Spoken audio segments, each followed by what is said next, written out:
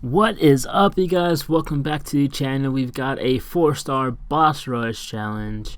So this is the International Women's Day boss rush. It was released on Sunday, so it's been a couple days now.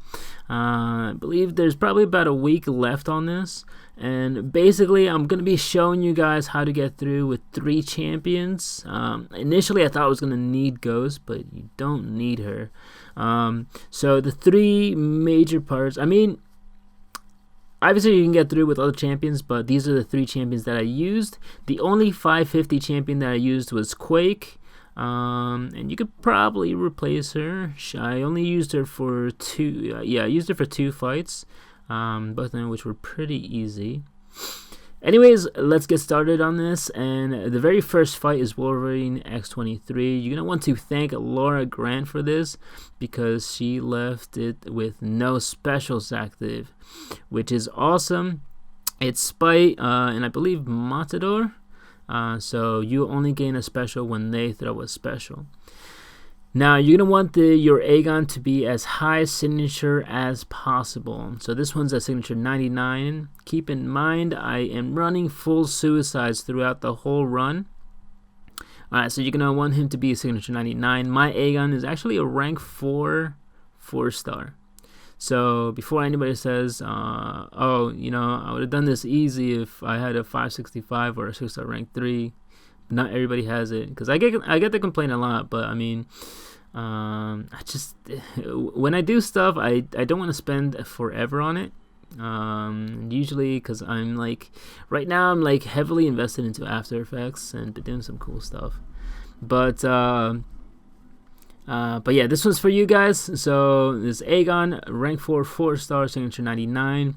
The strategy here is to keep X23 as high power as possible and get her to trigger a regen.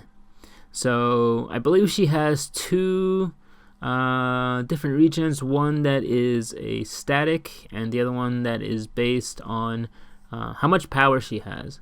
So I would say, as you can see, the one where it's based on how much power she has, I believe she heals up about I think it's at like 400 per tick, around there. You're seeing 370 just because I have the weakness debuff on her and I have max despair, so it's gonna reduce the regen a little bit, so it's gonna hurt us a little bit on this first fight, but it's not that huge of an issue. The regen isn't so crazy that it would have helped us more at the end of the line with Aegon, because Aegon we're actually only using for 2 fights, and we only need Aegon to have a to save up 75 on his combo meter. But yeah, you can see the strategy is pretty simple. Just get a high combo meter. If you probably might be better off running no suicides, that way you can throw SP1 as frequently as possible.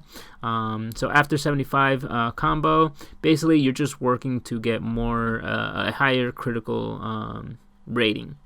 But yeah, not needed. You just want to, again, get to 75. Make sure you bank that. Alright, the only mistake I made here was going for that medium. I should have gone for an SP1. I would have banked a couple more hits into my combo, but not to worry. I got at least 75. And so now we're going to use Aegon for this next fight. It's a Medusa with Counter Strike, which is a map 7 node. I'm not sure if how the other AQ maps have it. But yeah, it's Counter Strike. Basically, if you do Dex 10 times, she becomes unblockable. The other note on here is Invade. So basically, while hitting into the opponent's block, you get 100% more attack. And is it 100% more attack? Or I think it might be 300% more attack and 100% block penetration. So this is why we're using Aegon. This is why we needed the 75 hit combo, and that was so that we can crit through block and ignore all block proficiency. And I believe we also reduce it. So I don't know, it's kind of a weird interaction. But basically we're doing a lot of damage. So like, look at this 4-star rank 4 doing 6.5k hit damage into her block. And like if we get a 4-hit combo into her, we end up doing like 18k health through block, which is insane. I believe that rounds to about 15% of her max health. So yeah, pretty good. So Aegon is like essentially like 0 health loss on that last fight. You are going to farm a couple of potions. I would say 10 is fine. That's assuming you play like perfect. And the reason for that is just to heal between fights if you're going to use a champion again, just because you want to play it safe. And 10 potions shouldn't take you too long. Alright, so the next fight, Quake being the only 565 I used in this quest. Everybody else was actually lower. So this is pretty simple, just Quake and Bake. The very start of the fight, you just don't want to get hit, so probably better off just dashing back immediately and then going for the Quake and Bake. And the reason for that is just in case you mess up the timing for anything. You do not want Wasp to throw a combo. You just don't want to chance it. Reason being is because Wasp among some other champions like Mysterio and I believe Dr. Doom, they're basically champions who gain once they hit certain criteria, they gain something when they use a heavy. And with Wasp, when she combos into heavy, or she can medium and then combo into heavy, and her heavy, or actually whenever she becomes small, the next 2 hits I believe become guaranteed critical hits. So if you're fighting that Wasp which has over 7,000 attack and she crits on you, it's gonna hurt and you're probably gonna die. Alright, and now with this Void, you'll need, it's probably 2 things, well, there's 3 things. So, first, you're going to want to be able to bank, just in case you get cornered, bank into the wall.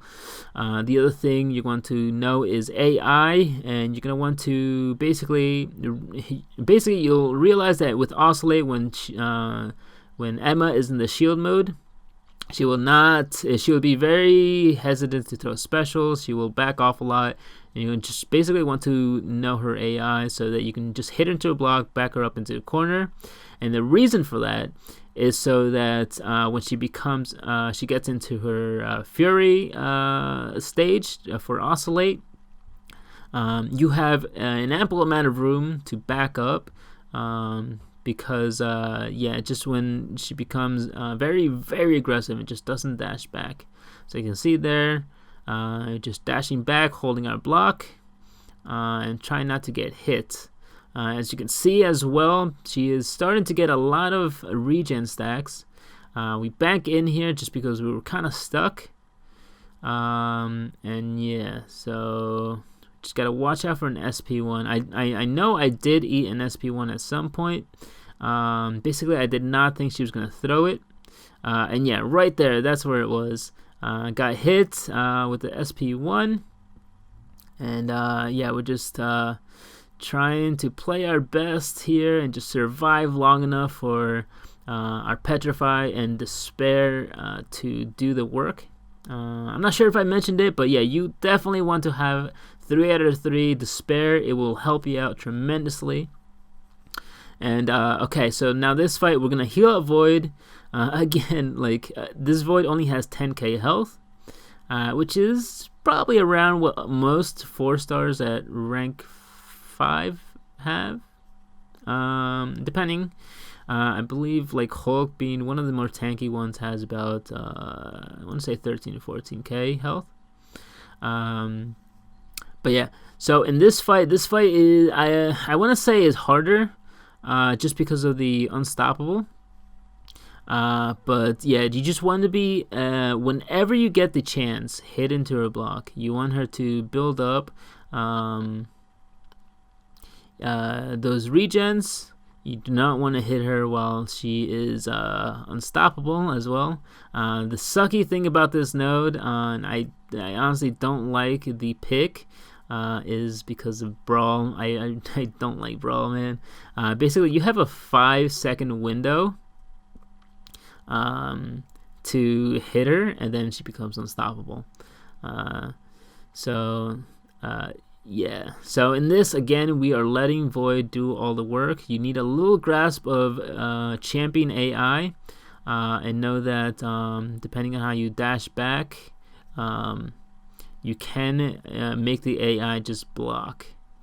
Okay, and we are almost there. We just gotta survive a little bit more, and a rogue goes down. So both of those fights are done with a 4-star rank 3 Void. Basically just using his kit where he can reverse regen. And we get on to the last fight, which is a Black Widow. She's got safeguards, so you can't take off more than 1% of her health. A couple of the nodes, I believe, which one was it? Empowered immunity and some other stuff. But we're just going to go in with Quake, and this is as simple as it gets. Just Quake and bake and don't get hit. And yeah, you can get through. Quake, with her ability reduction, she can get through safeguards, so this fight will not take forever. As you can see there, we're actually doing chunks of her health once the aftershock detonates.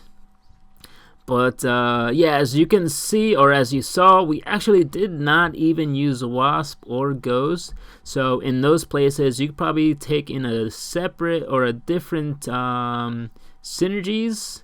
Whether you want to take maybe Heimdall in case you mess up, give you just a little bit more room for error. Maybe you want to take in a synergy for Aegon. Probably not, though. Your most difficult fights are going to be Emma Frost and Rogue for sure. But yeah, that is it to the video, guys. I hope you guys enjoyed, and I will catch you guys in the next one. Take care.